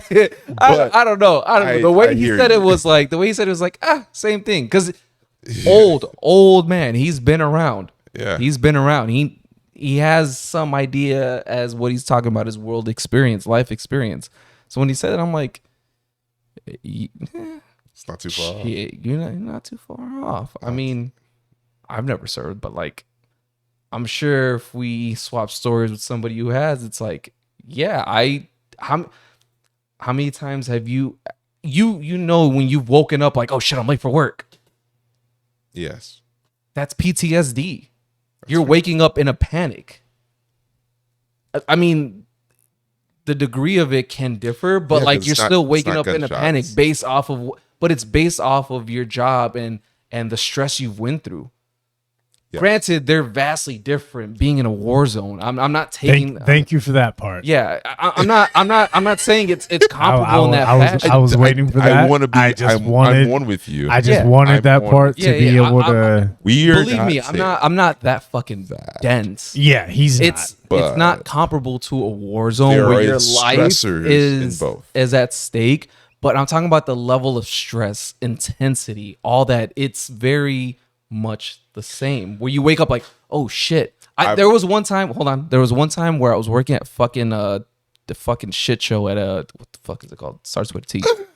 And I woke up one day from a nap thinking it was the next day because I was getting Wait, so one day before a nap or one day during a nap? I don't 'Cause you fucking said remember. one day from a nap. I don't Like, remember. Was it a day out or was it day of? don't I remember. think it was a nap happening the Shit. day I was of. just so tired and so overworked. I woke up from my nap like, holy fuck, I'm late for work. I was texting my coworkers like, yo, sorry, I overslept, this and that, whatever. Nobody responded on the work chat because we were closed that day. But because I was so overworked, so stressed out, I was drinking so fucking much that even the owner was like, hey, are you good? Because I was buying bottles from the restaurant because it was at a cheaper rate. I was trauma. I was experiencing trauma, and when I woke up from the nap and Your this life and was that, a like trauma. it's comparable to the levels of stress. Like I was like, I didn't do that. But you deserve it, though. I didn't. You deserve it. I didn't do that. That's crazy. But I'm saying that because it's like they're comparable levels of stress and experiences. Not saying that we're living in a fucking war zone, but our life isn't at stake. That's not what I'm saying. But I'm saying just comparing the two. And I was trying to make a joke of saying like, oh, nobody thanks us for our service for serving you for Thanksgiving and this and that. That's what I was joking. I They was trying to do. make. That's what the tip is. No. All right. Okay. I was He looked Nah, like he was that's about cool. to give like no. He had a sound coming. Nice. I was. But and it speaking to the point of what you're talking about in terms of stresses, I was just going to do a quick point scientific thing where basically they have actually calculated the stress that is on a person. And it's weird because we talk a lot of times about these type of weird comparisons about someone going through gunfire in like a war zone versus like us going through the stress of, dealing with waking up, feeling that you're not at work. They've said that they've calculated the stress of a person, let's say that is in a war-torn country where they are dealing with famine and the stress of just actually having to figure out food or whatever, life and death. the measured stress that person is dealing with is actually the same amount of actual lived stress that, let's say, a sweet 16 like privileged kid is dealing with because they're not getting the sweet 16 that they actually thought they should be giving. That's crazy. And it's crazy, but it's also about your lived experience, Yeah. right? So basically, yeah. Or like you think about the stress that we deal with during road rage. Like currently, the stress that we deal with during road rage is the same amount of stress as someone that used to have to try to survive dinosaurs because it's just like lived experience. But I was trying to make a joke somewhere in there, but it ended up being this. But sorry, I just appreciate that you made sure that they yeah, understood that there was a joke in there Damage somewhere. control. it was a Whether joke. you find it is up to you, but up to you. It was attempted. Hey, I mean, Thank us for our services during the holidays. Whoa, sir. with generous gratuity or a tip, I guess, if you want to make that joke. I just work here. You had a But video, right? that was was a long the time ago. assertion It's gone. from an older comedian who made that observation. So not me, not an original thought. I'm clean. I'm absolved. That's not mine. It's not me. It was an older white man. Suck it, white America. Video. Nando, you have purple hair. What's up with that? I just wish I knew that would That I was gonna do that. I would have Dude, loved, that's my last segue. I would have loved a heads up for that to be Dude. able to say this is how we're gonna segue out of it. But instead, I just, I just had to fucking watch. Oh man. And What was yeah. that? Where was that clip at? Let me so I can go ahead and stamp that, and That try was to figure out how I'm gonna fucking cut rough. that up. do you guys deal with any burnout or fatigue, like working Right this now. job? He's going through it right now. Dude, imagine fucking No, don't imagine. You've already imagined. Hey, sir, would you like to talk about burnout and fatigue? Yeah, sure. Yeah, I'd love to talk about it. Cool. Because that's how I'm feeling. Okay. Not You know just what? about What I said right might now on get the us podcast. canceled. Yeah. Sir, Might get us you've done enough. As I was saying before, No that's sense what in I'm podcasts. dealing with in my current life. Yeah. Is the feeling of burnout. Nah, I was just for a segue. Yes. For anybody else out there, not a big It's not actual beef. that yeah. Yeah, not actual beef. But as far as Maybe it is. what I am dealing with Yes. in my current position Yes. is the bullshit of having someone being put in charge of a menu when they should not be in charge of a crosswalk. I fucking don't goldfish. I don't fucking get how certain people can be put in charge of something. And what fucking criteria are you having these people test under to where you put them in charge of your venue, of your program, whether it be bar, restaurant, whatever, and no one at any stage of the process thinks, let's ask the people who work there and let's ask the people who talk to the consumer every single fucking day. That is their job. That is what they do. And they know the consumer base. They know the regulars. They know the non-regulars. They know the potential regulars. You don't ask any of them anything. You just do whatever the fuck you want to do. When did we get there? Sir, would you like to go on? Can I speak, please? Because what happens is these motherfuckers are going, we talked about it a little bit earlier, fucking LinkedIns. You can update your LinkedIn about the different places that you worked. It doesn't really say how you left that fucking place. Maybe you left that place because you were fired. Maybe you sucked at your job. Maybe that place Maybe you're failed. no longer LinkedIn. Maybe you're no longer the plug on anything. Maybe everyone LinkedIn would like you to pull out. And we never pull out around They here. don't want anything with you. They Yes. want you to pull out. You Yep. know how bad it is for everyone to ask you to pull out? No one ever asks you to pull out. No one wants to pull out. Yes. So if you're a pull out person, reevaluate your life. Think about it. Why am I being asked to pull out? Why does no one want to procreate a project with me? You're not a project procreator. I'm sorry. You can't do it. You're not that person. You're All not right? that guy, pal. You're not that But guy. that's what not that happens. guy. I think these people get hired because like you can make a resume look so good based on nothing at all, and that's just kind of what it is. And then they show up and you know how to say the flowery good words, the key words that make you sound like you've done something, and then you haven't really done anything. But you know what? Let's ask the people that have been working this job for maybe 2, 3, 4 years that are dealing with the actual night people that actually work there, and none of the actual managers have ever spent any time at the restaurant past 8 p.m., but they still want to make these big decisions about how the restaurant should be ran when most of the money is being made between 8 p.m. and 12 p.m., but none of them have actually spent any time in the actual restaurant between 8 p.m. and 12 p.m. But let's never actually ask the people that make all that money for the restaurant between 8 p.m. and 12 p.m. But let's hire somebody that's just got a flowery Whether it be 8 resume. p.m., 12 p.m., 8 a.m., 12 a.m. If you are sticking your I don't know. shortest 8 p.m. and tenured 12 a.m. people, My bad. Sorry. no, I'm just saying if you're taking the people who have the shortest amount of tenure and putting them on a shift that requires the most amount of work, if you're making people cut their teeth, as it's said within this industry, you have to cut your teeth on the hardest shifts at the worst possible time just to move up to those earlier shifts, to those less stressful situations. If you know that that's what people have to do to get to you, why the fuck have you ever in your career, in your life, turned into a fucking gatekeeper to where you're saying, oh, you have to do this to get to me, to get to my level? When a lot of you fucking managers, you GMs, you AGMs, you bar managers, you whatever, what shift does the owner or the upper management put you on to get you to show that you know how to do the job? They put you on the shift that requires the most effort, that requires the most energy. The people working the day shift work up to a day shift. Am I not right? You know, like Depending on the place, yeah. depending on the place. If you're working at a place where the day shift is the harder shift, then you work the night shift.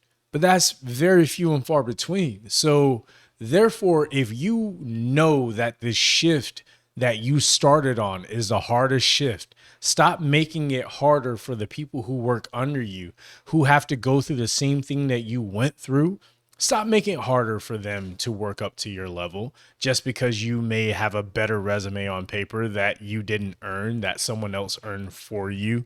You had someone else do all that hard work while you sat in the office, or you sat tucked away somewhere on the side where no one could fucking find you when they needed you, especially the person who paid for the fucking event. And you're their point of contact, and they have to talk to the one person that you introduced them to at the beginning of the event. And you said, hey, if you need anything, you can't find me, then you find them. Then they have to go find us, and we have to find you. But we have to work 2 or 3 other fucking job functions while you are tucked in the back or tucked in the office, hanging out with someone else, not doing any fucking work. And we are the ones talking to the fucking point of contact for the fucking party that's making all of the fucking money for everyone else here. And you are tucked in the side, tucked in the back, fully tucked in like a fucking shirt instead of doing the fucking work that we are doing. If you want to know why so many of your people are coming to this show and they're looking at us saying, no one else is saying the fucking thing that these people are saying.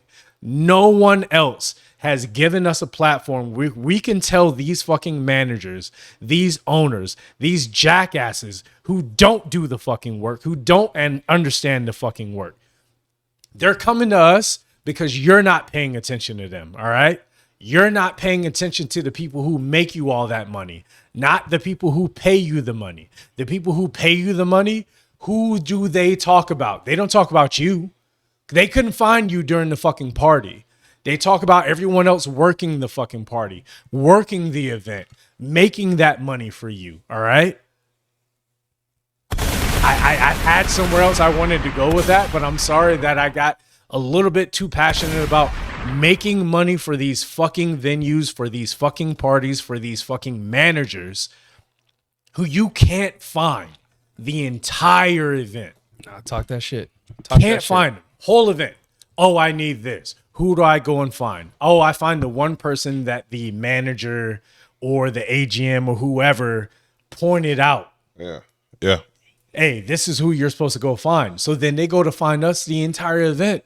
We don't make any extra money.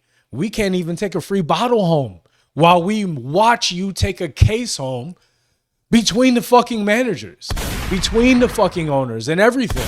But everyone else who worked the event, who doesn't make any extra money, even though you say, oh, we'll let this party ride for an extra hour because we're going to charge you for that extra hour. But that's not going to go to the fucking people who work the event. We're going to find some kind of hidden service charge that we can tuck that under and say, oh, well, you pay for that extra hour. Everyone else gets an extra $40. But really what you paid is an extra $240. Where does that $200 go? That's why they're putting out all these fucking rules where we have, oh, these hidden, they call them junk fees. They're not junk fees because of the people working for them. They're junk fees for the people like you finding ways to keep all that money for the people who fucking earned it for you, you cocksuckers.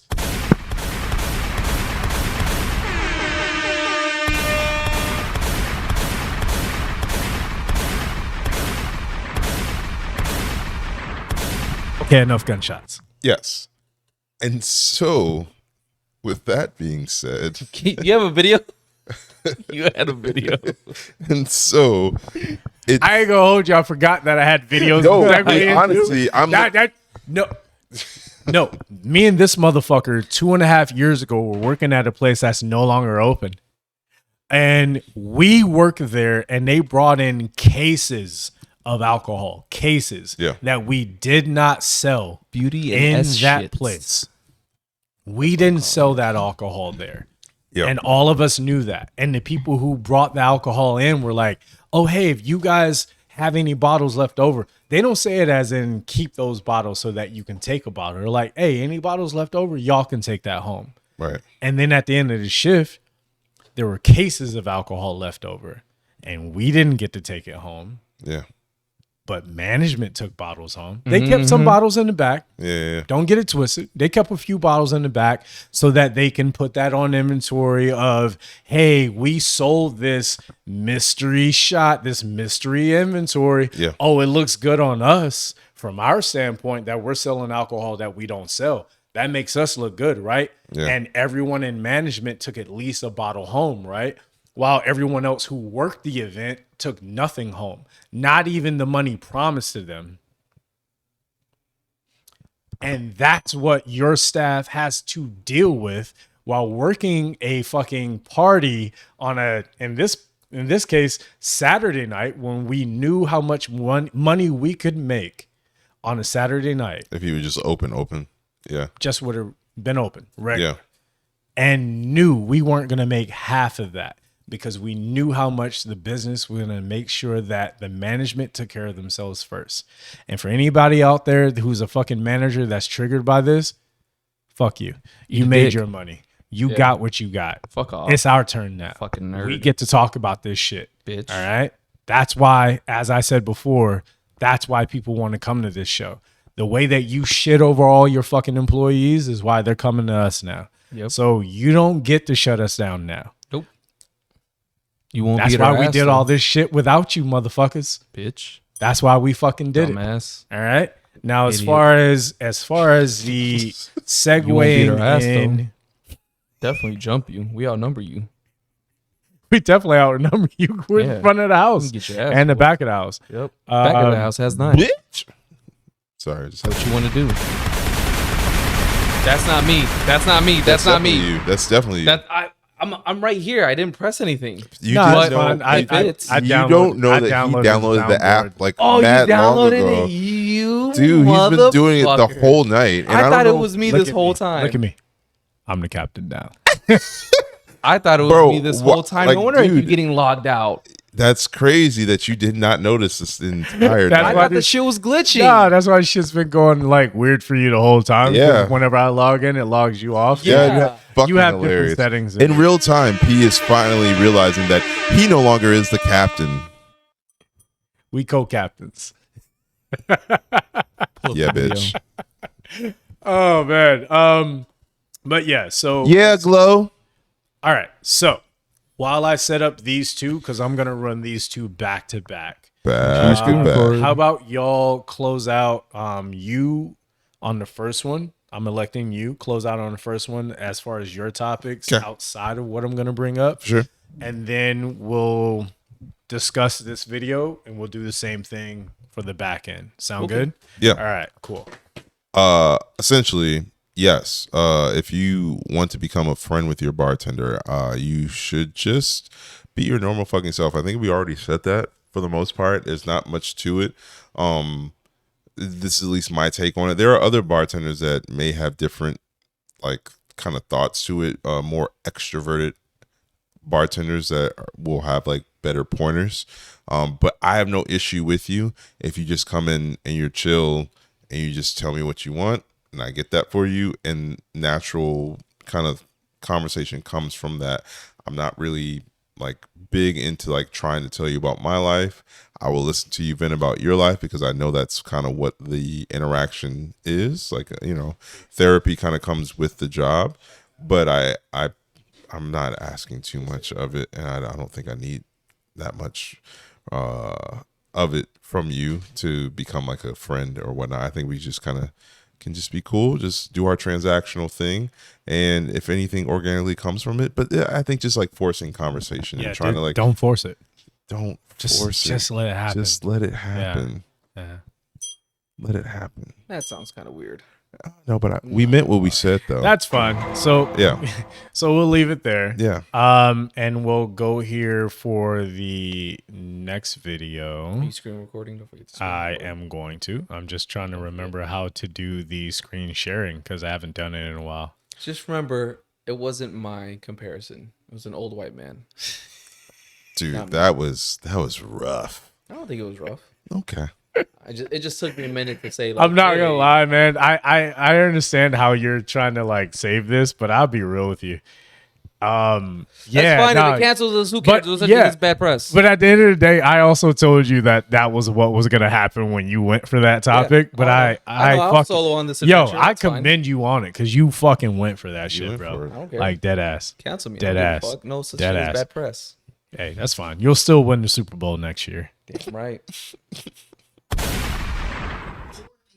Can't get your head around. Poor people who believe that immigration is the root cause of their poverty. Like, how did rich people, the people with all the money, convince you that the reason you don't have any of the money is because of some other poor people who also don't have any of the money? You don't think that maybe the people with all the money is the reason you don't have any of the money? And I understand you're frustrated because, well, those other poor people are willing to work for less money, but who is it that pays those other poor people less money? It's the people with all the money, right? Now those people, the people with all the money, they've actually more than doubled their net worth in the past 4 years or so during a cost of living crisis. The other poor people, they're still poor people. They're not benefiting all that much from how things are currently going. So it should occur to all of us that if these people would stop maliciously profit gouging and instead pay their employees a proper amount of money, well then there'd be more people in the economy with purchasing power,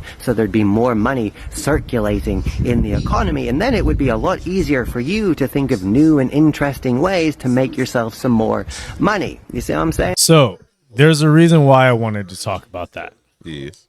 There's a reason why I wanted to talk about that. The main one being, even though that has nothing to do with tipping culture, it also has everything to do with tipping culture.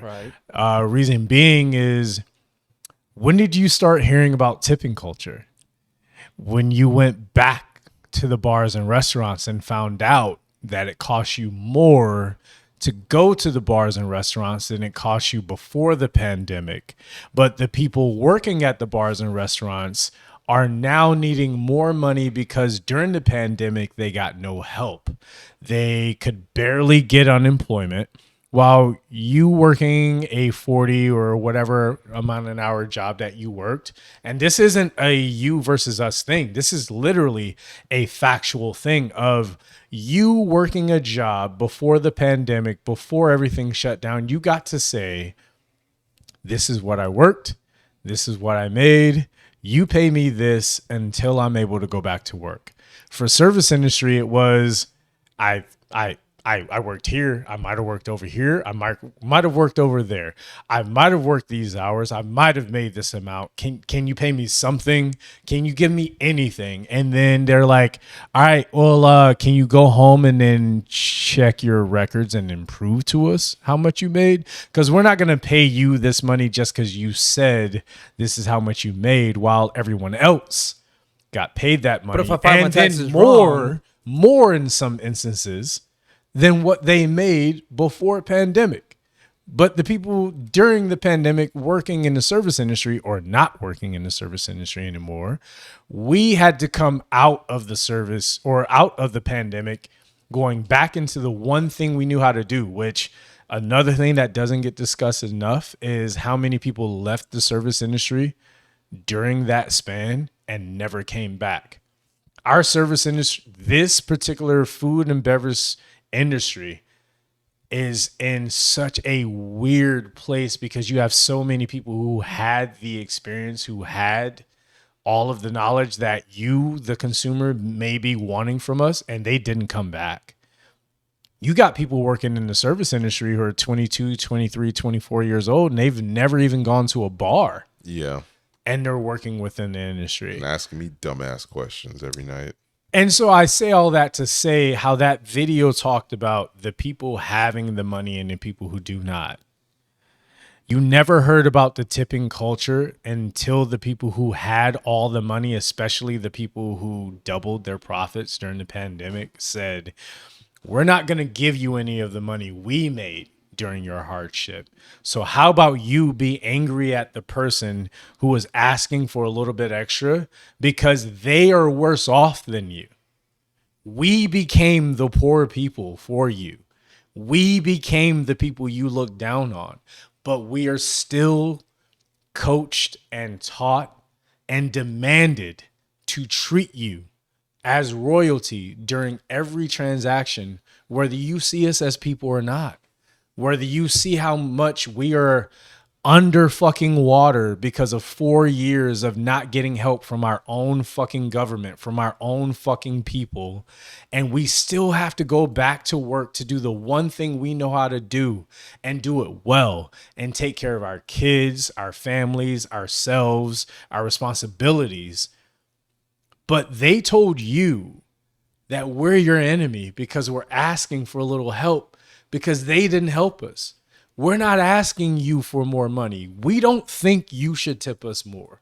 We're saying, hey, why hasn't anyone in this country really looked up and said, who the fuck took care of the service industry while the service industry wasn't open anymore? Yeah.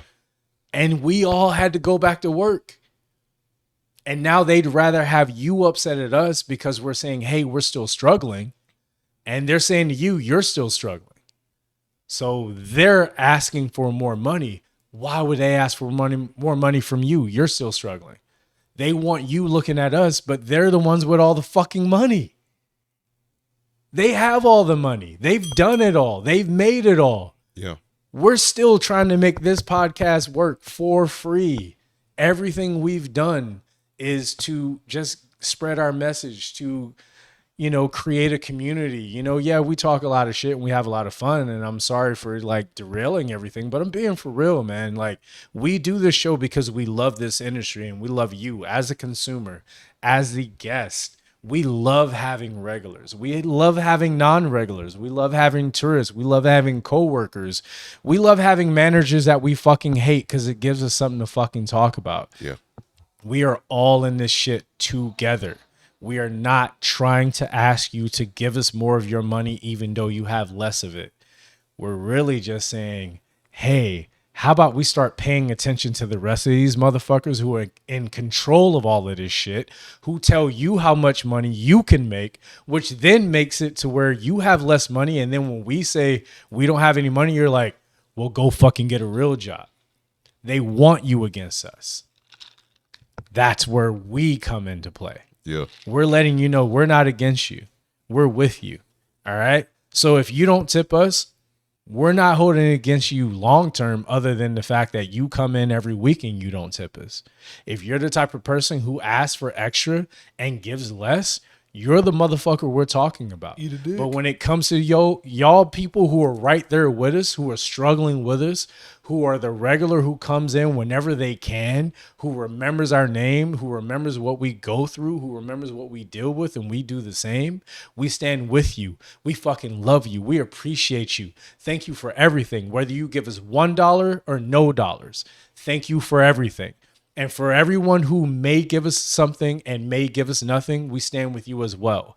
We just say, for you motherfuckers who want to say, go get a real job, go get my drink boy, to the people who talked to Alfmar back in the day, like a couple weeks ago, which is back in the day. But I'm just saying, to all that shit, this show where you have a problem with us, we coming for you motherfuckers.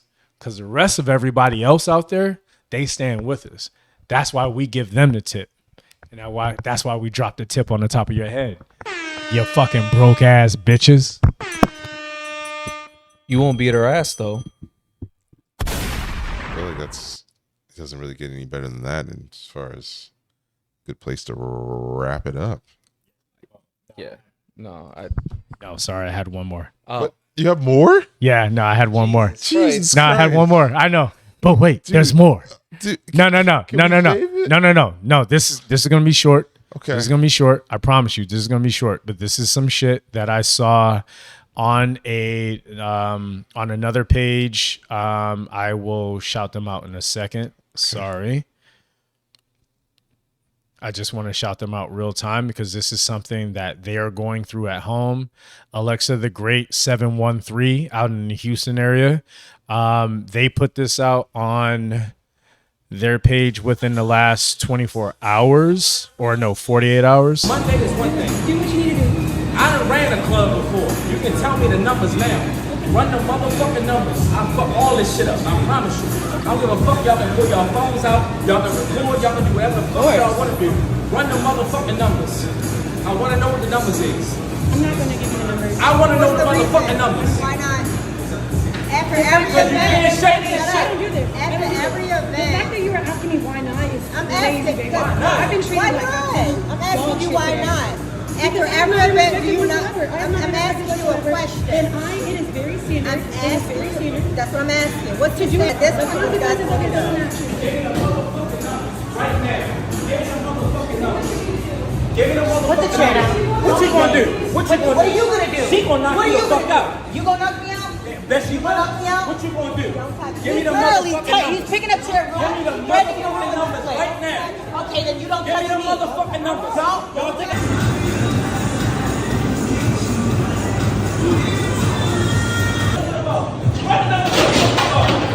Run the numbers to the ball. I'm not playing. I'm not fucking playing. Let me get these motherfucking numbers. On Monday is one thing. Do what you need to do. Okay. Was he running an event, a party, or something? With Yeah. So from what I've seen from this and the comments on it, it seems like this person was running an event in the Houston area. Sounds as if they have done a couple different events. Is what it is. I really don't care what you've done or what you haven't done. At the end of the day, there's just no reason for you to be behaving that way. Especially, for anybody else out there who may be feeling like, they're being soft by going on this route. Well, fuck you too. So if you're going to go into a venue and as a man go into a venue and try to behave that way in front of a room full of women who feel that they are not as protected because you as a man are behaving this way and you have another man standing behind you, which fuck both of y'all for acting that way. Pussies. I'm going to go and be real with you. That's some real pussy ass shit. I'm not saying this from the comfort of my own home. I'm saying that on some real shit. If you act that way, that's some pussy ass shit. Period. Walking around here talking as much shit as you were talking about, running your numbers and all the other shit, regardless of what it is that is going on, carry yourself a certain way. Especially when we're doing business with each other. Don't be sitting here acting all big and bad about running numbers and everything like that, because the moment you start acting like that, it lets me know that you're showing how much actual confidence you have within yourself as a businessman. You know that your business isn't making any sense. You know that the numbers ain't making no sense, which is why you're asking for the numbers, demanding the numbers. You know that you've done wrong. For you to throw a chair at another person, period, is some bitch shit, but to throw it at a woman is even more bitch made shit. So, I mean, that person's already going to get what they have coming to them. You know what I mean? Thankfully. And, I saw this in the comment section, when someone said, oh, they wouldn't act like that if the men were in the room. And on top of that, the person on the other end who was the owner of that establishment, shout out to them for standing up for themselves.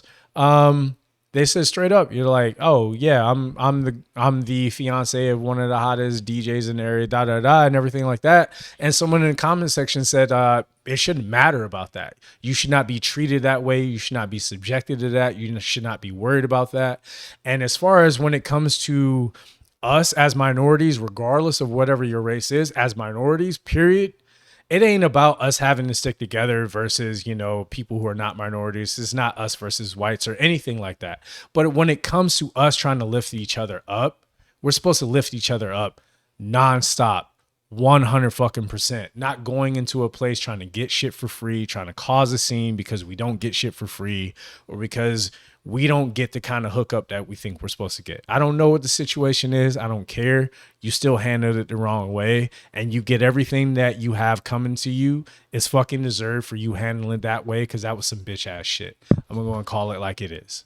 So I work at a place where we have events and exact scenario, not exact scenario, but like where people will ask the numbers. It's never escalated to that, but our response is like, oh, well, our owner will go over them with you on this day.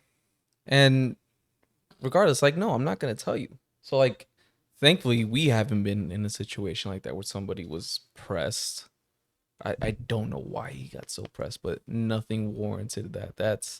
That is insane. That is a sign of someone who knows that their numbers don't match, that knows that they didn't deliver on what was promised. And it is a classic sign. I apologize for interrupting, but watching as many toxic people as I've seen in my life, especially within my own family, it is a classic sense of someone who knows that the numbers aren't going to match, who knows they can't deliver on their promise. So therefore, they try to create a problem somewhere else. I'm not gonna lie, that dude looked at least like 5'2". I think it was a short man syndrome. He got the Napoleon complex. He was damn near standing on his tippy toes trying to talk to that woman. Damn, not a Napoleon complex. Damn. No, that was some shit. Because there's been instances where at my job, not that it's ever gotten that far, but where the women at my job, like my coworkers, they don't want to confront them about like, oh, hey, you forgot to sign or this and that. So I go do it, and their car's not running. So I'll tell them like, hey man, just come talk to me real quick. We just got to settle this bill, whatever. And they don't want to do it, or they've been too drunk, or maybe they had an issue with them. Like, I'll go do it, because like, what's gonna happen? What are you gonna hit me? Okay, you're gonna get your ass whooped.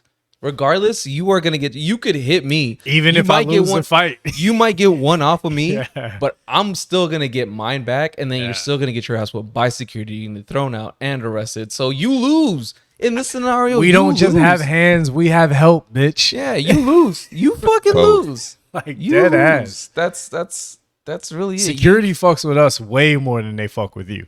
They've been wanting to fuck you up. They want to fuck. They want to fuck you up from the moment you walk up. They want to have not a good reason, but they want to be like, damn, that shit. Please give them a reason to put hands on you. Not that they want to, but like if they get to, that's a great shift. Like, Yeah. I threw this motherfucker out. We beat his ass, stomped him out. When it comes to security, they look at the staff as if they want to build memories. Yeah. They look at customers as if they want to build an excuse, because they just want to beat the fuck out of you the moment you walk in the door. If you adhere to that, you will always be okay. Treat security like they want to beat your ass, because they do.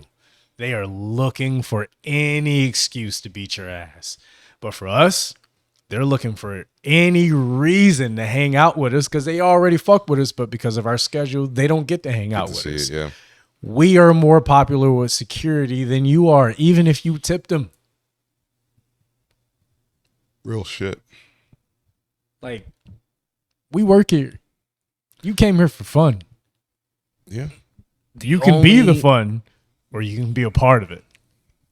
The Choice is only yours. number that man's gonna have to worry about is his inmate number, because that looks like a fucking charge right there. So, Oh, 100%. Rob, you got anything else, man? It looks like you're kind of at that point. I so, think we're done. yeah. We've done enough. I think we've covered all the bases for the most part. Fuck around and find out seems to be the theme of that last video. We'll find out. He fucked around and he's found out. If he hasn't, he's gonna find So out. bitch made. Yeah. I hope he gets his ass whooped. I'm just glad 5'2" ass Might be able to motherfucker use get that as a punted across the fucking restaurant and shit. Yeah. 1000%. That chair was almost his size. Yeah. Shit. The way he had to get into that chair was the whole. Shit. He had to do one of those. So let me. He had to let me- get a let me good running squeeze jump. up in here. Excuse me. Yes. Yes. Yeah. That's All right, that chair y'all, was almost. y'all can close this out. Yeah. I've tried to close it a couple times. Yes. No, honestly, I just want to thank everybody that's been riding with us thus far. Nando has done it multiple times, but honestly, we just appreciate everyone that's been riding with us and supporting us upon this journey as we continue to grow and expand. And we only hope that you guys will continue to grow and expand with us. And we hope that you get girthier along the way. I was trying to leave that out. Yeah, well, you kept saying grow and expand. Like, what the fuck? You talk that slow and you keep talking about girth and expanding. I'm going to insert myself in there at some point. I never said girth or insertion whatsoever. You did say girth. I never did. You did. I said growth. Oh. He did say growth. Growth. He did say growth. Yeah. Thank you guys so much for being another part of another episode of the Industry Perspective. These are your co-hosts, P. Nando. I need another shot. I heard girth. Holy fuck. I fucked that one up. I heard girth, my nigga. Sorry to everyone else out there who didn't Bye, hear everybody. Girth. Thanks, guys. Bye. Ooh-wee. I kept looking for ways to close that out. No, I thought we were there a bunch of times.